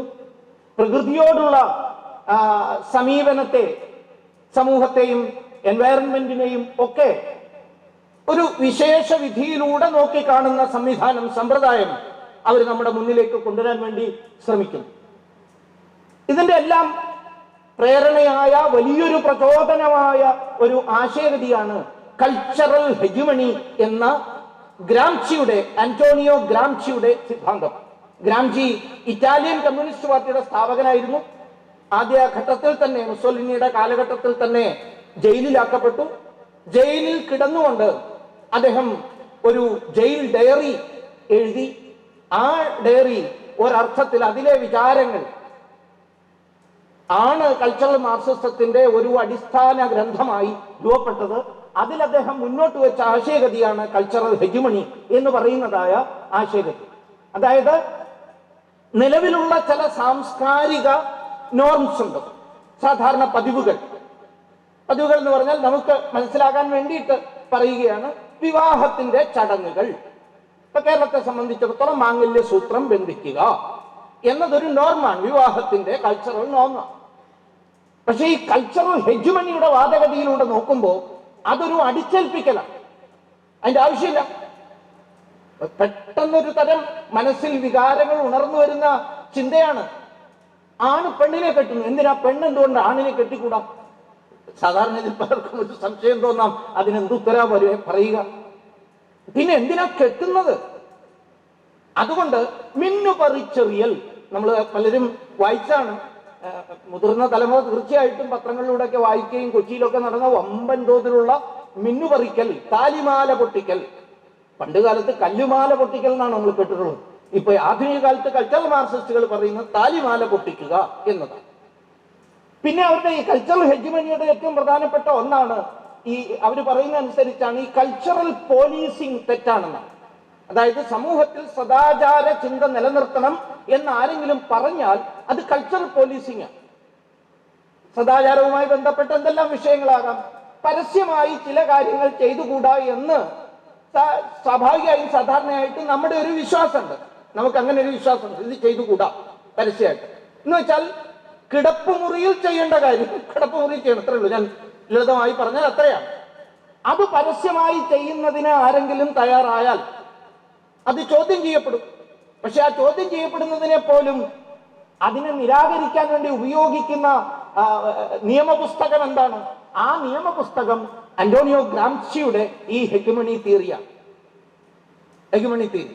എന്നിട്ടാണ് ആ കുട്ടികൾ, ഈ സദാചാരരഹിതമായ പ്രവർത്തനത്തിൽ ഏർപ്പെടുന്നവർ ചോദ്യം ചെയ്യുന്നത്, this is my body, this is my choice and this is my place, who the hell you are to question. ഇതെന്റെ ഇടം, എന്റെ ശരീരം, എന്റെ ഇച്ഛ. ഇതെനിക്ക് എപ്പോഴാണോ തോന്നുന്നത് അതെവിടെയായാലും ഞാനിത് ചെയ്യാൻ തയ്യാറാവും, ഞാനത് ചെയ്യും. അതുകൊണ്ടാണ് മെട്രോ, ട്രെയിനിലൊക്കെ ഇത്തരം കാര്യങ്ങളിൽ ഏർപ്പെടുന്നത്. ഇതിന്റെ എല്ലാം ആവിർഭാവം ഒരു കൾച്ചറൽ ഹെജിമണിയോടുള്ള ചെറുത്തുനിൽപ്പെന്ന നിലയിൽ മാനസികമായി വളർത്തിയെടുക്കപ്പെട്ടതാണ്. ഭാരതത്തെ സംബന്ധിച്ചിടത്തോളം ഈ കൾച്ചറൽ മാർക്സിസ്റ്റുകൾ പറയുന്ന, നേരത്തെ സൂചിപ്പിച്ച കുടുംബത്തിൽ സ്ത്രീകളാണ് ഒപ്രസ്ഡ് ക്ലാസ് എന്ന് പറയുന്നത് പോലെ, ഏതെല്ലാമാണ് ഈ ഒപ്രസ്ഡ് ക്ലാസ്, അടിച്ചമർത്തപ്പെടുന്ന ക്ലാസ്? ഏതു കൂട്ടരാണ് സംഘടിതരാവേണ്ടത്? ഏതു കൂട്ടരാണ് ഒപ്രസേഴ്സിനെതിരായിട്ട് പൊരുതേണ്ടത്? റിലീജിയസ് മൈനോറിറ്റി ഭാരതത്തെ സംബന്ധിച്ചിടത്തോളം ഒരു ഒപ്രസ്ഡ് ക്ലാസ് ആണ്, അടിച്ചമർത്തപ്പെടുന്ന അധസ്ഥിത വർഗമാണ്, ദലിത വർഗമാണ് റിലീജിയസ്. അപ്പൊ വളരെ സുഖകരമായി ഹിന്ദുക്കളിലെ പിന്നോക്കക്കാരുമായിട്ടുള്ള ഒരു ഐക്യം സ്ഥാപിക്കാൻ മുസ്ലിം ആദി ന്യൂനപക്ഷങ്ങൾക്ക് സാധിക്കുന്ന വിധത്തിൽ അവരാ തിയറി കൊണ്ടുവന്നു വെച്ചു. അതിപ്പോ എത്ര കണ്ട് പൊതു ഇടങ്ങളിൽ, വൈചാരിക വേദികളിൽ, സാഹിത്യ ചർച്ചകളിൽ പോലും ഈ കാര്യം എത്ര കണ്ട് ചർച്ച ചെയ്യപ്പെടുന്നു എന്ന് നോക്കൂ. ഇപ്പോ സിനിമകളിൽ പണ്ട് കാലത്ത് സിനിമ എഴുതുന്ന ആൾക്കാരെ സംബന്ധിച്ചിടത്തോളം അവര് ജാതിയും മതവും നോക്കിയില്ല, ഒരു വില്ലനെ കണ്ടു, എത്ര മാത്രമേ ഉള്ളൂ. പിന്നെ സമൂഹത്തിന്റെ യാഥാർത്ഥ്യത്തെ കൂടി മനസ്സിലാക്കിക്കൊണ്ട്, സാമൂഹ്യ യാഥാർത്ഥ്യത്തെ കൂടി മനസ്സിലാക്കിക്കൊണ്ട് അവര് ചിലരെ വില്ലന്മാരാക്കി. പക്ഷേ ഇന്ന് അങ്ങനെ വില്ലനാക്കാൻ സാധ്യമല്ലാത്ത സ്ഥിതിയിലേക്ക് എത്തി. കാരണം എന്താ? അവർ ഒപ്രസ്ഡ് ക്ലാസ്സിലെ പ്രതിനിധികളെ വില്ലന്മാരാക്കി കൂടാ. വില്ലന്മാരാരാക്കണം? അത് മെജോറിറ്റിയിൽപ്പെട്ടവരെ ആകാൻ പാടുള്ളൂ. അതുകൊണ്ട് ആ വില്ലന്മാർക്ക് കയ്യിൽ ചരടാവാം, വേണം. ആ വില്ലന്മാര് നെറ്റിയിൽ കുറിധരിക്കുന്നവരായിരിക്കണം. ആ വില്ലന്മാര് ഈ ഒപ്രസ്ഡ് ക്ലാസ്സിനെതിരായിട്ട് ഗൂഢാലോചന നടത്തുമ്പോൾ, ഉദാഹരണത്തിന് ഞാൻ പറയുകയാണ്, ഈ അടുത്ത കാലത്ത് ഒരു വെള്ളക്കായോ താന്നിക്കായോ തേങ്ങയോ എന്ന് പറഞ്ഞൊരു സിനിമ, എനിക്ക് ക്ഷമിക്കണം, കേന്ദ്ര ഗവൺമെന്റ് അവാർഡ് കൊടുത്ത സിനിമയാണ്. ഇവിടേക്കാണ് ഈ ചർച്ച ആവശ്യമായി വരുന്നത്. സൗദി വെള്ളക്ക. ആ സൗദി വെള്ളക്കയിൽ വില്ലന്മാർ താടിയും കയ്യിൽ ചരട് കെട്ടിയ പൊട്ടുതൊട്ട ആളുകളാണ്. അവരൊരു പാവം മധ്യവയസ്കയായ ഒറ്റപ്പെട്ട് താമസിക്കുന്ന ഒരു മുസ്ലിം സ്ത്രീക്ക് എതിരെ ഗൂഢാലോചന നടത്താൻ. ഈ ഗൂഢാലോചന നടക്കുമ്പോഴൊക്കെയും പശ്ചാത്തലത്തിലുള്ള ഭിത്തിയിൽ തെളിഞ്ഞോ തെളിയാതെയോ നിൽക്കുന്ന ചിത്രം മാതാ അമൃതാനന്ദമയി ദേവിയുടേതാണ്. ആ ഗൂഢാലോചനയുടെ പശ്ചാത്തല സംഗീതം നിങ്ങൾ സൂക്ഷ്മമായി ശ്രദ്ധിച്ചാൽ അമ്മയുടെ ഭജനയാണ്. ഇതാണ് മറ്റൊരു പ്രധാനപ്പെട്ട സിനിമ. പേരൊക്കെ നല്ലതാണ്, ജനഗണമന എന്നാണ്. ജനഗണമനയില് ഒരു വില്ലൻ പ്രഖ്യാപിക്കുന്നത്, ആ വില്ലനും താടി വേണം, താടി നിർബന്ധമാണ്, വലിയ പൊട്ടു വേണം, ഈ ചരട് വേണം, അയാൾ രാഷ്ട്രീയ നേതാവും ആവണം. അതിന്റെ പശ്ചാത്തലത്തിലുള്ള പ്രോപ്പർട്ടീസിനെ നോക്കിക്കൊണ്ട് നമുക്ക് നിശ്ചയിക്കാൻ കഴിയും അതേത് പാർട്ടിയാണെന്ന്. ഇനി അതും മനസ്സിലാക്കാത്ത മൊണ്ണകളുമല്ലോ ഈ സിനിമ കാണുന്നുണ്ടെങ്കിൽ മനസ്സിലായിക്കോട്ടെ എന്ന വിചാരത്തിൽ ഒരു ഘട്ടത്തിൽ അയാൾ പ്രഖ്യാപിക്കുകയാണ്, വില്ലൻ പ്രഖ്യാപിക്കുകയാണ്. എന്താ പറയുന്നത്? ഞാൻ നോട്ട് മാത്രമല്ല നിരോധിക്കുക, വോട്ടും നിരോധിക്കും. നോട്ട് മാത്രമല്ല, ഞാൻ വോട്ടും നിരോധിക്കാൻ പോവുകയാണ്. എത്ര സുന്ദരമായിട്ടാണ് ഇതിനെ കണക്ട് ചെയ്യുന്നത് എന്ന് ആലോചിച്ചു നോക്കും. ഇതേപോലെ പറഞ്ഞു കഴിഞ്ഞു, ആഗോളതലത്തിലാണെങ്കിൽ ബ്ലാക്ക് എന്ന് പറയുന്നത് ഒപ്രസ്ഡ് ക്ലാസ്, അതുകൊണ്ട് ബ്ലാക്ക് ലൈവ്സ് മാറ്റേഴ്സ് ഒരു വലിയ മുദ്രാവാക്യമായിട്ട് ഉയർന്നു, വലിയ സംഘർഷം ഉണ്ടാവുകയൊക്കെ ചെയ്തു. നമ്മുടെ നാട്ടിലും ചിലർ അത് പറഞ്ഞു, Muslim lives matters, SC ST OBC, പിന്നെ ഇപ്പൊ അറിയാലോ ഫാർമേഴ്സ്, അൺഓർഗനൈസ്ഡ് ലേബേഴ്സ്, ഇവരൊക്കെയും ഒപ്രസ്ഡ് ക്ലാസ്സാണ്. അതിനെയൊക്കെ ഒന്ന് തീ കത്തിച്ചു പിടിപ്പിക്കാനാണ് വടക്കേ ഇന്ത്യയിൽ പല ഭാഗത്തും ശ്രമം നടന്നുകൊണ്ടിരിക്കുന്നത്. വീണ്ടും ശ്രമം ആരംഭിച്ചിരിക്കുക. മഹിളകൾ ഒപ്രസ്ഡ് ആണ്, ഇൻ ടോട്ടൽ മഹിളകൾ ഒപ്രസ്ഡ് ആണ്. മഹിളകളിൽ പക്ഷെ കങ്കണ റാവത്ത് ഒന്നും വരില്ല. കങ്കണ റാവത്തൊക്കെ ഒപ്രസർ പുരുഷനാണ്, ശരിക്കും ഒരു സ്ത്രീ രൂപം ഉണ്ടെന്ന് മാത്രമേ ഉള്ളൂ. അങ്ങനെ പക്ഷെ ഈ സ്ത്രീകളെ തന്നെ സെലക്ട് ചെയ്യുന്നു. സെലക്ട് ചെയ്തിട്ടാണ് അവരെ ഒപ്രസ്ഡ് ക്ലാസ് ആക്കി അടിച്ചമർത്തപ്പെടുന്ന സ്ത്രീകളാക്കി മാറ്റുന്നത്. യുവാക്കൾ ഒപ്രസ്ഡ് ക്ലാസ് ആണ്. പക്ഷെ അതിൽ ഗുരുപ്രസാദ് പാസ്വാൻ ദളിതാണ്, യുവാവുമാണ്, പക്ഷെ ഒപ്രസ്ഡ് ക്ലാസ് അല്ല. അത് ഒപ്രസേഴ്സിന്റെ പിണിയാളാണ്. തേജസ്വി സൂര്യ, അയാൾ യുവാവാണ്, പക്ഷേ അയാളും ഒപ്രസ്ഡ് അല്ല, ഒപ്രസേഴ്സിന്റെ പിണിയാളാണ്. അങ്ങനെ മാറ്റി വെക്കാൻ പറ്റും, അങ്ങോട്ടും ഇങ്ങോട്ടും മാറ്റിയൊക്കെ വെക്കാൻ പറ്റും. LGBTQU+ അങ്ങനെ നീണ്ടു പോകുന്ന നിരവധിയായ ജെൻഡേഴ്സ്, നിരവധിയായ ലെസ്ബിയൻ, ഗേ, ബൈസെക്ഷൽ, ട്രാൻസെക്ഷൽ, ക്യൂർ ഗ്രൂപ്പ്, അങ്ങനെ തുടങ്ങി ഇപ്പൊ എത്ര എത്തിയെന്ന് എനിക്ക് എന്റെ ലേറ്റസ്റ്റ് പഠനം ഞാൻ ഇതിനെ കുറിച്ച് നടത്തിയതിനകത്ത് 180ഓളം ലിംഗങ്ങൾ ഉണ്ടെന്നാണ്, ജെൻഡേഴ്സ് ഉണ്ടെന്നാണ്. ആ ജെൻഡർ 1 മണിക്കൂർ 2 മണിക്കൂറിനിടയിൽ ചിലപ്പോൾ മാറുകയും ചെയ്യാത്ര. അങ്ങനെയാണ് പുതിയ ജെൻഡർ തിയറി പഠിപ്പിക്കുന്നത്. ഞാൻ ഇതിനെ ഇത്ര ക്രൂഡായി പറയുകയല്ല, ഇതാണ് വസ്തുത. രാവിലെ മുതൽ 10 മണി മുതൽ ഇവിടെ ഇരിക്കുന്ന നിങ്ങൾ 10:15 മുതൽ പ്രസംഗമൊക്കെ തുടങ്ങി, ഇപ്പൊ 11-12 മണിയോളം. ഇതിനിടയിൽ ചിലപ്പോൾ ചിലർക്ക് 2 തവണ ലിംഗം മാറിക്കാണും എന്നാണ് ഇവരുടെ സിദ്ധാന്തം അനുസരിച്ച് പറയുന്നത്. ഈ കൂട്ടരെ LGBTQ തിയറി എത്ര കണ്ട് സമൂഹത്തിൽ അരാജകത്വത്തെ വളർത്തുന്നതിനുള്ളതിന്റെ തെളിവുകൾ പലയിടത്തും കണ്ടു തുടങ്ങിക്കഴിഞ്ഞിരിക്കുന്നു. സമീപകാലത്ത് കേരളത്തിലെ സോഷ്യൽ മീഡിയ പോലും കൊണ്ടാടുന്ന വിവാഹങ്ങൾ, കൊണ്ടാടുന്നതായ ആഘോഷിക്കുന്നതായ ബന്ധങ്ങൾ, വിവാഹേതര ബന്ധങ്ങളുടെ ഒക്കെ ചിത്രങ്ങൾ നിങ്ങളുടെ മനസ്സിൽ ഫേസ്ബുക്കിലും ഇൻസ്റ്റയിലും ഒക്കെ പറക്കുന്ന ആ ചിത്രങ്ങളൊക്കെ ഒന്ന് ആലോചിച്ച് നോക്കിയാൽ മതി. വലിയ വലിയ സെലിബ്രിറ്റീസ് പോലും ഇതിനെ പ്രോത്സാഹിപ്പിക്കുക. കോളേജിലൊക്കെ ചെന്നിട്ട് വലിയ ഭാരതത്തിലെ അറിയപ്പെടുന്ന നടി ദീപിക പദുക്കോൺ, അവർ കെട്ടിപ്പിടിക്കുന്നത് ഒരു എലിഞ്ഞ എല്ലും പോലുമായിട്ടുള്ള ഒരു ചെറുക്കൻ, മീശയൊക്കെ ഉണ്ട്, താടിയൊക്കെ ഉണ്ട്, പക്ഷേ സാരിയും ബ്ലൗസും ഒക്കെ കൊടുത്ത് പൊട്ടുമൊക്കെ തൊട്ട്, മീശയുണ്ടെങ്കിലും പൊട്ടെന്ന് പറഞ്ഞാൽ കറുത്ത പൊട്ടുമൊക്കെ തൊട്ട്, വലിയ പൊട്ടുമൊക്കെ തൊട്ട് നിൽക്കുന്ന ഒരുത്തനെ കെട്ടിപ്പിടിച്ചുകൊണ്ട് ഫോട്ടോ എടുക്കുക, സോഷ്യൽ മീഡിയയിൽ ഇടുക, പ്രോത്സാഹിപ്പിക്കുക. ചില മാനസികമായ ദൗർബല്യങ്ങളുടെയോ രോഗാവസ്ഥയുടെയോ ലക്ഷണം എന്നോണം ഇത്തരം അബറേഷൻസ് ഉണ്ടാവാം. അതിനെ ജനറലൈസ് ചെയ്യാൻ പാടില്ല. അബറേഷൻസ് ഉണ്ടാവും, നമ്മൾ നിഷേധിക്കുന്നില്ല. ജീവശാസ്ത്രപരമായി അത്തരം വൈകൃതങ്ങളോ വഴിതെറ്റലുകളോ ഉണ്ടാകാം പലർക്കും. പക്ഷെ അതിനെയൊക്കെയും ഒരു വസ്തുതയാക്കി മാറ്റി നമ്മുടെ മുമ്പിൽ അവതരിപ്പിക്കുകയും സമൂഹത്തിൽ ഇതുകൊണ്ട് ഉണ്ടാകാൻ പോകുന്ന എന്താണ്? ഒരു തരം അരാജകത്വം തന്നെയാണ് ഇതിലൂടെ ഉണ്ടാകുന്നത്. ഈ അടുത്ത ദിവസമാണ് അമേരിക്കയിലെ മറ്റോ ഒരു യൂണിവേഴ്സിറ്റിയിൽ ഒരു പെൺകുട്ടി അന്ന് കോളേജിലേക്ക് എത്തി എല്ലാവരോടും പറഞ്ഞത്, ഞാൻ ഇന്ന് മുതൽ ഒരു പൂച്ചയാണ്. എന്താ? ഞാൻ പൂച്ചയാണ്, I am a cat, so I am going to ഇത് സത്യത്തിൽ നമുക്ക് ചിരി വരുന്ന വിഷയം, പക്ഷേ അവിടെ അത് ഒരു സ്ഥാപിത തത്വമാണ്. അവളുടെ ജെൻഡർ അങ്ങനെ എഴുതാൻ പാടില്ല. അതുകൊണ്ടിപ്പോ മുന്തിയ വിദ്യാഭ്യാസ സ്ഥാപനങ്ങളിലൊക്കെ നിയമം പോലും വന്നു കഴിഞ്ഞു. 10-12 വയസ്സ് വരെ കുട്ടിയെ നിർബന്ധിച്ച് അവളുടെയോ അവന്റെയോ ഒന്നും പറയാൻ പോലും പാടില്ല. അതിന്റെ എന്ന് വേണം പറയാൻ. Not he or she but it is it. Gender എഴുതാൻ നിർബന്ധിക്കരുതെന്ന. 12-13 വയസ്സാകുമ്പോൾ അത് തീരുമാനിക്കും. അവളാണോ അവനാണോ അതാണോ ഇനി വല്ല ഡെസ്കാണോ ബെഞ്ചാണോ എന്ന് പോലും. ഒരു പെൺകുട്ടിക്ക് പെട്ടെന്ന് പ്രണയം തോന്നി ക്ലാസ്സിൽ വന്നപ്പോ അന്നത്തെ അവളുടെ സ്ഥിരമായി കാണുന്ന ഡെസ്കിനോട് കുറെ കാലമായിട്ട് കണ്ടുകൊണ്ടിരിക്കുന്നതാവാം.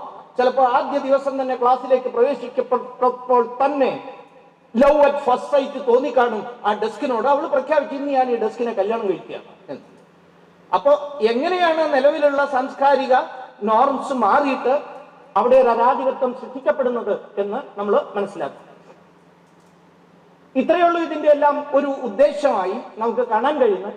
Deconstruct traditional culture to construct a new culture. ഞാൻ നേരത്തെ ഹെർബർട്ടിനെ ഉദ്ധരിച്ചുകൊണ്ട് അതിനെന്ത് ചെയ്യണം? കൾച്ചറിനെ ഡിസ്ട്രോയ് ചെയ്യണം, സോഷ്യൽ ഓർഡറിനെ ഡിസ്ട്രോയ് ചെയ്യണം, വിശ്വാസങ്ങൾ ഇല്ലാതെയാക്കണം, ശ്രീനാരായണ ഗുരു ആര് എന്ന നമ്മുടെ വിശ്വാസത്തെ തകർക്കണം. അതാ അതിപ്പോ ചെയ്യുന്നത് പലരുമായിരിക്കാം, പറയുന്നത് പലരുമായിരിക്കാം. ആ പറയുന്ന ആള് മാർക്സിസ്റ്റ് ആവാം, പറയുന്ന ആള് കോൺഗ്രസ് ആവാം, പറയുന്ന ആള് ഏത് പാർട്ടിക്കാരനും ആകാം. പക്ഷെ പറയിപ്പിക്കുന്ന വിചാരത്തെയാണ് ഇവിടെ കൾച്ചറൽ മാർക്സിസം എന്നതുകൊണ്ട് ഉദ്ദേശിക്കുന്നത്. പറയിപ്പിക്കുന്നത്. ശ്രീനാരായണ ഗുരുദേവൻ പ്രതിദാനം ചെയ്ത സനാതന ധർമ്മം അതൊരു അശ്ലീലമാണ് എന്നൊരു പാർട്ടി സെക്രട്ടറിക്ക് പറയണമെങ്കിൽ ആ പാർട്ടി സെക്രട്ടറിയുടെ മനസ്സിലേക്ക് ആ വിചാരം കടന്നുകൂടിയിരിക്കുന്നു എന്നാണ് മനസ്സിലാക്കുന്നത്. ഭാരതത്തെ സംബന്ധിച്ചിടത്തോളം ഇനി പറയേണ്ട ആവശ്യമില്ല. ഹിന്ദുത്വമാണ് ഇവിടുത്തെ ഡോമിനന്റ് കൾച്ചർ. ഓപ്പറേഷന്റെ മുഴുവൻ, അടിച്ചമർത്തലിന്റെ മുഴുവൻ കേന്ദ്രബിന്ദു ഹിന്ദുത്വമാണ്. ആ ബിന്ദുവിലേക്ക് കൊണ്ടുവരികയാണ് ഇവര്. ഈ ചർച്ചകളെല്ലാം നടത്തി ഭാരതത്തിലെ വൈചാരിക ചർച്ചകളിൽ ഏറ്റവും പ്രധാനപ്പെട്ട വില്ലൻ ഇവിടുത്തെ ഡോമിനന്റ് കൾച്ചറാണ്. ആ ഡോമിനന്റ് കൾച്ചർ ഹിന്ദുത്വമാണ്. അതുകൊണ്ട് അനുപേക്ഷണീയമായ ആദ്യ കർത്തവ്യം അതിനെ നശിപ്പിക്കുക എന്നതാണ്. അതിനാണ് ഡിസ്മാന്റിലിംഗ് ഹിന്ദുത്വ എന്ന് പറഞ്ഞ ക്യാമ്പയിൻ ആഗോളതലത്തിൽ ആരംഭിച്ചത്. ഈ കൂട്ടരാണ് അത് തുടങ്ങിയത്. ലോകത്തെ പ്രധാനപ്പെട്ട സർവകലാശാലകളോടൊപ്പം ഭാരതത്തിലെ പ്രധാനപ്പെട്ട സർവകലാശാലകളിൽ നിന്ന് പോലും കൾച്ചർ സ്റ്റഡീസ് ഒക്കെ പഠിപ്പിക്കുന്ന പ്രൊഫസർമാര് അതില് പങ്കെടുക്കുകയും ചെയ്യും.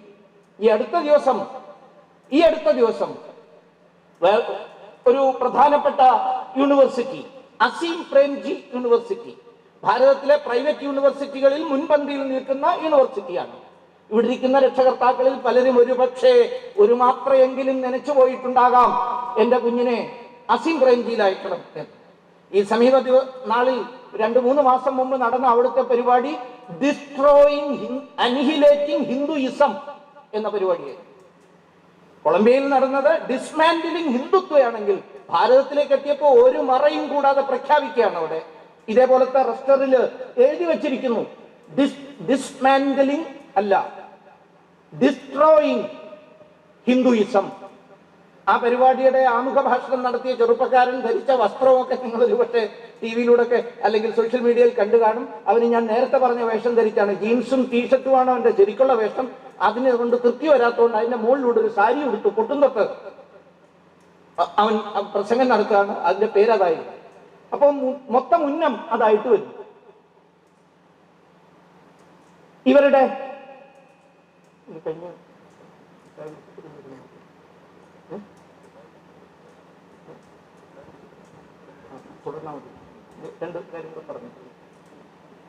ഒരു 4 സ്റ്റെപ്പ് ലളിതമാക്കാൻ വേണ്ടിയിട്ടുള്ള ശ്രമമാണ് കേട്ടോ. ഇതിലിരിക്കുന്ന ഈ വിഷയത്തിൽ അഗാധ പാണ്ഡിത്യം നേടിയ ആളുകൾക്കുള്ളതല്ല ഈ കാര്യങ്ങൾ. വളരെ ലളിതമാണ്. ആദ്യത്തെ സ്റ്റെപ്പ് ഡിമോറലൈസേഷൻ. ഇതൊരു 3DN ഫോർമുലയാണ്. ആദ്യത്തെ ഡിമോറലൈസേഷൻ ആണ്. അത് ഇതുവരെ പറഞ്ഞതിൽ നിന്ന് വ്യക്തമാണ്. നിലവിലുള്ള സിദ്ധാന്തങ്ങളെ, ആചാരങ്ങളെ, മൊറാലിറ്റിയെ, സംസ്കാരത്തെ ഒക്കെയും തകർക്കാൻ വേണ്ടി ഡിമോറലൈസ് ചെയ്യുക അതിനെ ഓരോന്നിനും. അതുകൊണ്ട് യുവതലമുറയെ ഭാരതത്തിന്റെ സാംസ്കാരിക, സാമൂഹ്യ, പാരമ്പര്യ വേരുകളിൽ നിന്ന് ബോധപൂർവം അടർത്താൻ പാകത്തിന് ഡിമോറലൈസ് ചെയ്യാൻ പറ്റിയ പ്രചരണങ്ങൾ നടത്തുക. അതേതെല്ലാം വിധത്തിലാണ് നടത്തുന്നത്? അക്കാഡമിക്സ്, ഇവിടെ അക്കാഡമിഷ്യന്മാർ പലരും ഇരിക്കുന്നുണ്ട്. അതുകൊണ്ട് അവിടെയാണ് ആദ്യത്തെ പരിശ്രമത്തിന്റെ, പരീക്ഷണത്തിന്റെ കേന്ദ്രം അക്കാഡമിക്സ് ആണ്, കോളേജാണ്, യൂണിവേഴ്സിറ്റിയാണ്. രണ്ടാമത് മാസ് മീഡിയ. ഈ ഡിമോറലൈസേഷന് വേണ്ടി നമ്മുടെ ആചാരങ്ങളിൽ പലതിനെയും നിഷേധിക്കുന്ന അതിന്റെ ഉദാഹരണങ്ങൾ, ശിവരാത്രി അടുത്തു വരുമ്പോഴേക്കും പാലിനോട് പ്രേമം കൂടി തുടങ്ങും ആളുകൾക്ക്. കാരണം ശിവന് പാലാഭിഷേകം നടത്തുന്നത് നഷ്ടമാണെന്ന് പറയും. പിന്നെ ഹോളി ഒക്കെ ആകുമ്പോൾ, ഞാനിത് ദേശീയ തലത്തിൽ തയ്യാറാക്കിയ പ്രസന്റേഷൻ ആയതുകൊണ്ട് കേരളത്തിലേത് ഇത് നിങ്ങൾ ചേർത്ത് വയ്ക്കുക. ഓരോ സമയത്തും നമുക്കത് മനസ്സിലാക്കാവുന്നതേ ഉള്ളൂ. ശബരിമലയായിട്ട് ബന്ധപ്പെട്ടൊക്കെ ഏതെല്ലാം തരത്തിലുള്ള ഡിമോറലൈസിങ് എക്സസൈസസ് ആണ് ഇവർ ഓരോരുത്തരും ചെയ്യുന്നത്. അതിൽ തന്ത്രിയെ കൊടുക്കുന്നത് തുടങ്ങി, പൂജാരിമാരുടെ വേഷത്തെക്കുറിച്ച് തുടങ്ങി എന്തെല്ലാം കാര്യങ്ങളാണ് ഈ കൂട്ടർ പ്രചരിപ്പിച്ചുകൊണ്ടിരിക്കുന്നത്. ഇത് ഞാൻ പറയുമ്പോൾ ദയവ് ചെയ്ത് ആ പ്രചരിപ്പിച്ച ചില വ്യക്തികളുടെ പാർട്ടി നോക്കിയിട്ട് അതിനെ കാണരുത്. നേരത്തെ തന്നെ ഞാൻ പറഞ്ഞു, സനാതന ധർമ്മത്തിനെതിരായി പ്രസംഗിക്കുന്ന ആളുടെ പാർട്ടി അല്ല ഇത് പ്രചരിപ്പിക്കുന്നത്. സത്യത്തിൽ അതിന്റെ ഉള്ളിലൂടെ ഒരു ആശയം അവരുടെ ഉള്ളിൽ കടന്നു വന്നിട്ടുണ്ട്. അതാണ് ഇത്. ഓരോന്നും നവരാത്രി വരുമ്പോ ഉടനെ പ്രചരണം തുടങ്ങാണ്. നവരാത്രി സത്യത്തിൽ സ്ത്രീത്വത്തിന്റെ ആഘോഷം, സ്ത്രീത്വത്തെ പൂജിക്കുന്ന ഭാരതത്തിന്റെ പാരമ്പര്യമാണ് നവരാത്രി, ശക്തി പൂജയുടെ. ഫെമിനിസം അല്ല നമ്മുടേത്, ഫെമിനിറ്റിയാണ് എന്ന് പ്രഖ്യാപിക്കുന്നതാണ്. സ്ത്രീ വാദമല്ല, സ്ത്രീത്വമാണ്, ശക്തിവാദമാണ് നമ്മുടേത് എന്ന് പ്രഖ്യാപിക്കുന്നത്. പക്ഷെ അതിനെ മറയിടാൻ വേണ്ടിയിട്ട് ഭാരതത്തിൽ സ്ത്രീകൾ ചൂഷണം ചെയ്യപ്പെടുന്നു എന്ന പ്രചരണം ആ സമയത്ത് വളരെ കൂടുതൽ നടക്കും. പ്രധാനപ്പെട്ട ആ സമയത്ത് ഈ ഡിമോറലൈസ് ചെയ്യാനുള്ള നറേറ്റീവ്സ്, ഭാരതം ഒരു ജാത്യധിഷ്ഠിത സമൂഹമാണ്, പാട്രിയാർക്കൽ സൊസൈറ്റിയാണ്, ഹിന്ദുത്വ, സനാതന ധർമ്മം ഒരു ബ്രാഹ്മണിക്കൽ ഫോഴ്സ് ആണ്, അത് വൈദിക പാരമ്പര്യം മാത്രമാണ് അതിലുള്ളത്, ബ്രാഹ്മണിക്കലാണ്, മനുവാദമാണ്, ഇങ്ങനെയല്ല. ജെൻഡർ റൈറ്റ്സ് ഉന്നയിച്ചുകൊണ്ട്, ഐഡന്റിറ്റി പൊളിറ്റിക്സ് ഉന്നയിച്ചുകൊണ്ട് അംബേദ്കറിനെ പോലുള്ള ആളുകളെ, ബസവേശ്വരനെ പോലുള്ള ആളുകളെ, ശ്രീനാരായണ ഗുരുദേവനെ, മഹർഷി ഫുലെയെ ഒക്കെ ഉയർത്തിപ്പിടിച്ചുകൊണ്ട് അത്തരം വിഭജനത്തിന് വേണ്ടിയിട്ടുള്ള ആഖ്യാനങ്ങൾ ചമയ്ക്കുകയും സമൂഹത്തിൽ അരാജകത്വം സൃഷ്ടിക്കുകയും ചെയ്യും. അത് ഡിമോറലൈസേഷന്റെ ഭാഗമാണ്. മറ്റൊന്ന്, സമൂഹത്തിൽ ഭിന്നത വർദ്ധിപ്പിക്കാൻ വേണ്ടിയിട്ടുള്ള നാരേറ്റീവ്സ് ഉണ്ടാക്കുക. BJP RSS കോൺസ്റ്റിറ്റ്യൂഷനെതിരാണ്, റിസർവേഷനെതിരാണ്, ക്യാൻസൽ കൾച്ചറിലൂടെ ക്യാൻസൽ കൾച്ചറിന്റെ മറ്റൊരു പ്രത്യേകത അത് പറയേണ്ടതാണ്, അതുകൊണ്ട് സൂചിപ്പിക്കുകയാണ്. ഈ ഒപ്രസർ എന്ന് അവർ വിധി എഴുതുന്ന പാവം ഹിന്ദുക്കൾക്ക് ഒരു വാക്ക് മിണ്ടാൻ അധികാരമില്ല എന്നാണ് പറയുന്നത്. കാരണം അവർ ഒപ്രസറാണ്, അവർക്കൊന്നും പറയാൻ സാധ്യമല്ല. സംഭലിൽ പ്രശ്നം ഉണ്ടാകുന്നു എന്ന് കണ്ടാൽ പിന്നെ അതിനെക്കുറിച്ച് മിണ്ടിക്കൂടാവുന്നത്. അതാണ് ഇന്നത്തെ ഒരു പ്രത്യേകത. അത് തന്നെയാണ് ഇൻഡിവിജ്വലിസത്തിലൂടെ ഹിന്ദുക്കളെ പല വിഭാഗങ്ങളായിട്ട് തെളിയിച്ചുകൊണ്ട് ഇങ്ങനെ നടക്കും.